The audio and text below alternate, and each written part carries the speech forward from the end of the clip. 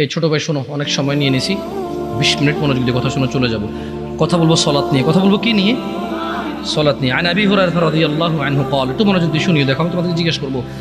আবু হুরায়রা রাদিয়াল্লাহু আনহু থেকে বর্ণিত, তিনি বলেন রাসূল সাল্লাল্লাহু আলাইহি সাল্লামকে উনি বলতে শুনেছে যে আল্লাহ নবী সাল্লাল্লাহু আলাইহি সাল্লাম বলছে, ইন্না আউওয়ালা মা ইউহাসাবু বিহিল আবদু ইয়াউমাল কিয়ামাতি মিন আমালিহিস সালাহ। কিয়ামতের দিনে বান্দার সর্বপ্রথম যত কাজ আছে সব কাজের মধ্য থেকে সর্বপ্রথম হিসেব হবে নামাজের। কিয়ামতে বান্দার সবার আগে হিসেব হবে কিসের? নামাজের।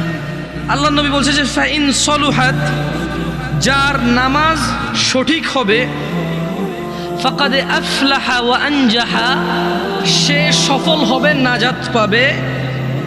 ওয়া ইন ফাসাদাত ফাকাদ খাবা ওয়া খাসির, যার নামাজ নষ্ট হয়ে থাকে সে ব্যর্থ হবে, বিপর্যস্ত হবে।